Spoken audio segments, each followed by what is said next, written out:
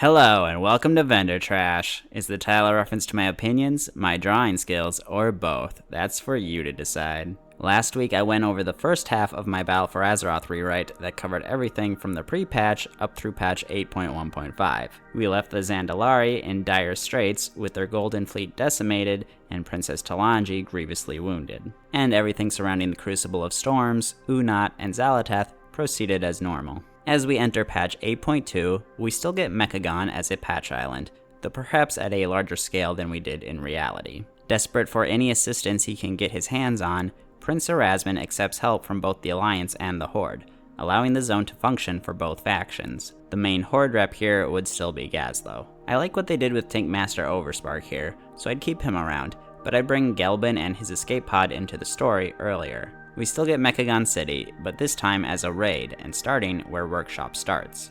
Junkyard always bored me environmentally, as it's just reusing the zone, and the city itself feels like it could have been grander in scale. So I would just add a few bosses worth of environment down below.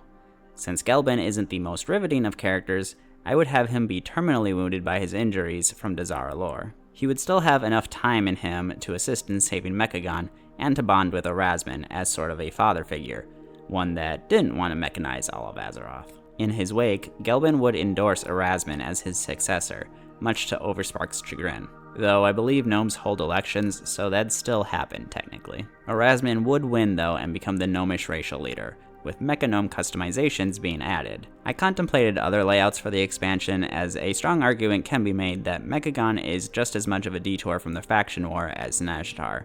However, I feel like having too many of the raids being sieges would get very tired and boring. Uldir helped give us a bit of variety in that regard, and I believe Crucible of Storms and Mechagon City can serve the same purpose between Dazari Catacombs and the final raid. Heck, just as Uldir would be a canonical distraction where the Horde saves Azeroth from an existential threat, this raid would be a canonical distraction where the Alliance saves Azeroth from an existential threat.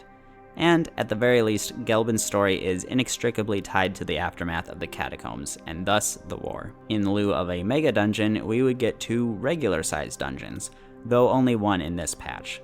Much as I adore Waycrest Manor, I do think it could have ended on the Waycrest fight, and that Gorak Tul was a bit underutilized.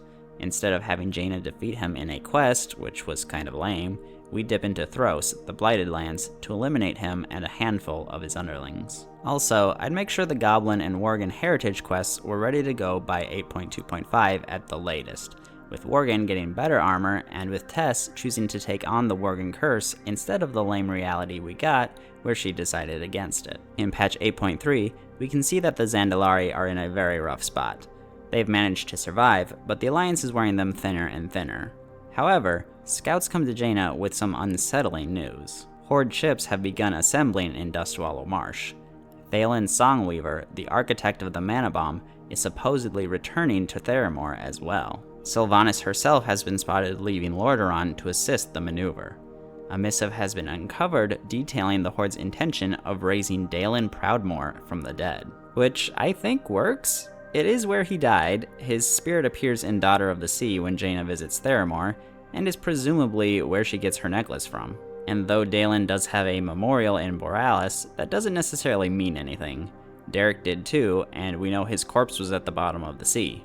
Heck, Tandred had a memorial there, and he was just missing at sea. Jaina cannot bring herself to ignore this massive insult to herself, her former city, or to her father, and neither can Kultiris. Determined to thwart the Horde's efforts, they divert the bulk of their fleet to face the Horde back on Kalimdor. On the raid side, Jaina and a large Alliance force arrive in Dustwallow Marsh to impede the Horde's activities, in what I'm going to call the Ruins of Theramore raid. Although a bit peeved that Jaina abandoned the Zandalar front, Varian understood that Kultiris could not abide such disrespect, and has determined to aid the Theramore front himself. Also in attendance would be Varisa Windrunner, as she of course also has ties to the location to motivate her. The raid will actually begin on Alkaz Island, where it's revealed that an underground tunnel was being built by Dr. Weevil to allow him to infiltrate Theramore for evil reasons. As Varian had been kept on Alkaz Island during his capture by Onyxia, he knew how to access this tunnel. However, unbeknownst to anyone, Dr. Weevil had never actually died. Now, technically Blizz brought him back in patch 7.1, I believe as a way for hunters to tame some new mechanical pets. So either that will need to have been pushed back, or we can just say Dr. Weevil survived yet again. Anyway, Weevil himself, as well as one of his arachnodromes, could each serve as a boss on the island before entering the underground tunnel, which has become far more advanced than Varian remembered it. Thalen Songweaver would also serve as a boss, and possibly an elemental composed of the arcane fallout of the mana bomb. At the heart of the crater, raids would encounter a crazed echo of Ronin. The echo would prove dangerous to both the Alliance and the Horde's efforts, and so Verisa and Sylvanas would actually team up to put him down. We could get a nice little cutscene afterwards of Verisa thanking her sister, with Sylvanas assuring her that she was acting in the interest of the Horde, but that she was welcome. We could consider the Three Sisters comic to still be canon in this version of events, but if not, I would add the bit about Verisa apologizing for leaving Sylvanas without saying goodbye at the end of War Crimes. I'd also add some dialogue about how Garrosh's actions reverberate to this day. It was his plot to draw Alliance heroes into Theramore and to bomb it that led to Ronin's death. It was his orders that drove Sylvanas to attack Gilneas and create such a visceral hatred against her in Gen's heart. The raid would culminate in Daelin being raised from his grave. However, his sheer hatred of the Horde and the arrival of his daughter keeps him from assisting them.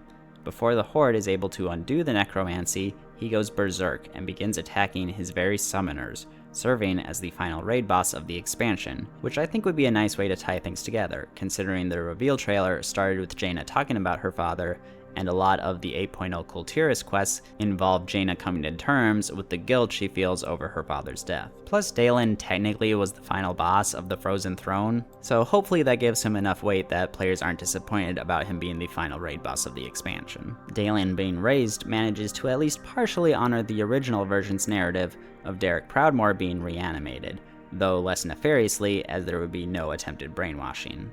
The raid would have to function similarly to Battle of Dazara lore, with certain parts of it forcing you to play from either the Alliance or Horde's perspectives. The Alliance is feeling pretty triumphant at routing the Horde's efforts, and open fire on the fleet. Sinking these ships as well will spell utter doom for the Horde. But as they do this, the ships just fall apart?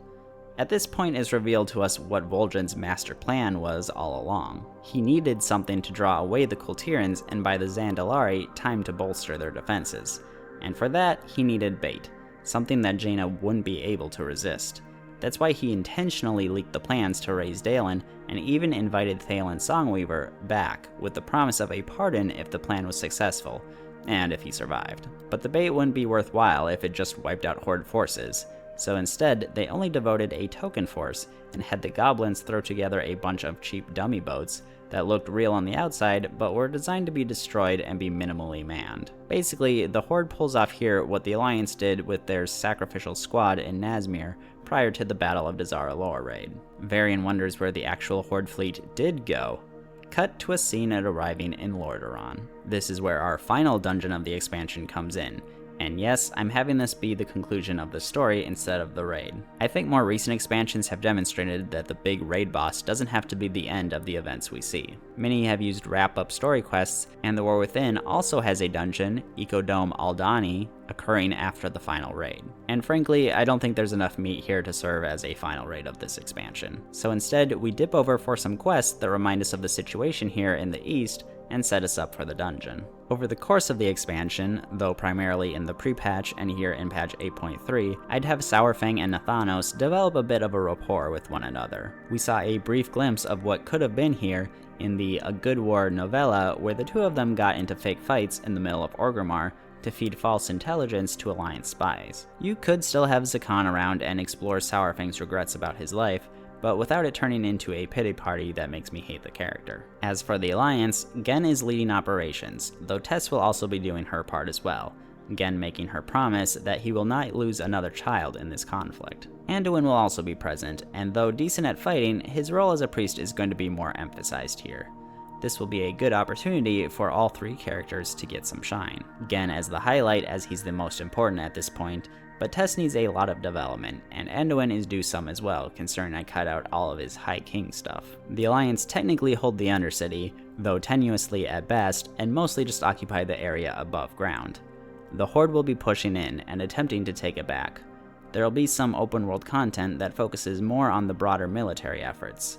The dungeon will focus more on the heroes and will take place in the above ground area of the capital, so I'd probably just name it Capital City Grounds. Or Overcity if we want to be cheeky about it. Nathanos reveals that before being ran out, the Forsaken managed to place blight canisters in hidden locations, but that to actually use them, he'll need to sneak around and arm them. I'm not sure exactly how it all play out. We could, again, switch perspectives throughout, or it simply could be done purely from an Alliance perspective. I think some sort of abomination boss would be fun, as well as the Alliance stumbling across and having to delay Nathanos and his hounds. In the midst of the dungeon, Anduin catches sight of Kalia, healing Horde soldiers, and he despairs. Near the end of the dungeon, Saurfang sees that he needs to buy their side some time to evacuate the blast site. This would include Zakan as sort of a protecting the generation of his son vibe. He leaps down into the fray and enters a battle frenzy. Nathanos, having been delayed, arrives just to catch sight of this and calls out in an attempt to stop Saurfang. The final encounter would be as the Alliance, trying to take him down, culminating in a cinematic where we see Saurfang absolutely tearing through the Alliance foot soldiers, and then faces off against Gen himself. The two are fairly evenly matched, but Saurfang, being prepared to die, manages to nearly take the Gilnean king down with him. At the last moment though, we see Tess, now a Worgen, shadow step between them and stab the old orc, further restraining him by chomping down on his arm. She and her father tag team him for a bit before Gen notices the blight canisters exploding. He calls for Tess and himself to retreat, and they barely manage to make it out in time. Saurfang is far too injured to make it out, and finally falls, getting the warrior's death he always wanted. After the battle, the Forsaken clear out the blight.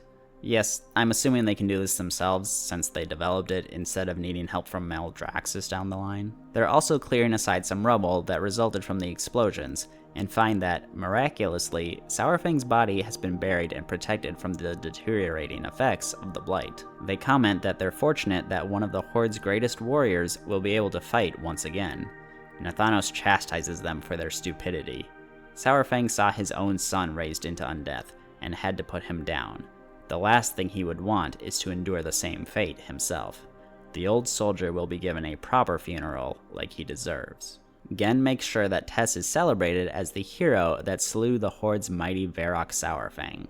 Anduin is starting to struggle with his faith as the faction conflict wears on him, and he believes he failed Kalia, and that's what drove her to turn against the Alliance. I'm not sure it's enough on its own to warrant the Hallowfall storyline, but I didn't think being mind-controlled was enough either. We could definitely throw in more if we deem it necessary. Varian decides the time has come to de-escalate the war.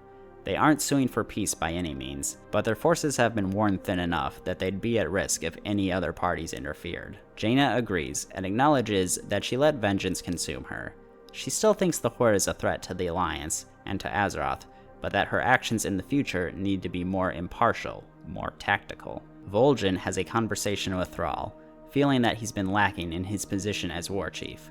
The Horde suffered heavy losses and lost territory. Thrall reassures him that he did fine, and that the true measure of a war chief is not their ability to crush their enemies, but their ability to keep the Horde alive. Vol'jin did just that, enlisting the necessary allies and keeping an existential threat from wiping them out, and that he should be proud of himself. The war isn't over. Peace isn't achieved, but we return to a Cold War state that we've had for much of WoW's lifetime. Now, I don't think the rewrite is perfect. I wouldn't say there's a great overarching theme, though to that end, I'll say Dragonflight was the only expansion that really did have one. But I do think my version would be more enjoyable for all parties.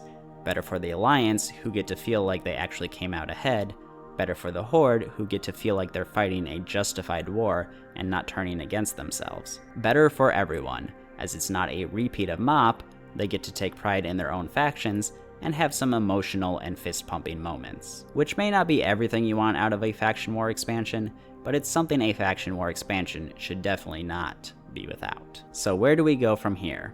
Well, the Alliance and the Horde are both fairly spent right now, as Varian pointed out. It'd be a real shame if some magnificent threat were to capitalize on that. For this week's drawing, I decided to go with he who serves as the final raid boss of my rewrite, Dalen Proudmoore. If you're like me and got introduced to the franchise through Warcraft 3, then your experience with Dalen Proudmoore was basically, hey, this guy's a big racist butthole, which he certainly was, but there were a lot of reasons for this from Warcraft 2 and the like that I wasn't aware of at the time. And I feel Battle for Azeroth actually did a pretty good job of recontextualizing him as a more nuanced character, even if he was a bit too stubborn for his own health. And I of course depicted him in Dustwallow Marsh, where my fictional Ruins of Theramore raid would take place. Specifically, you would face him on his ghost boat in the harbor of Theramore, I guess making it a bit of a Flying Dutchman scenario. This would, in a certain way, allow us to preserve the naval battle element from the Jaina encounter in Battle of Dazar'alor, which would not happen in this rewrite, at least not at sea.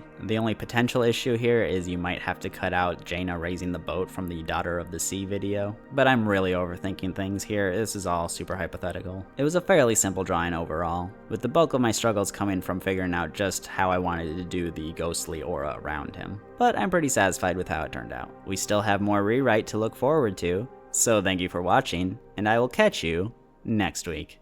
Bye-bye!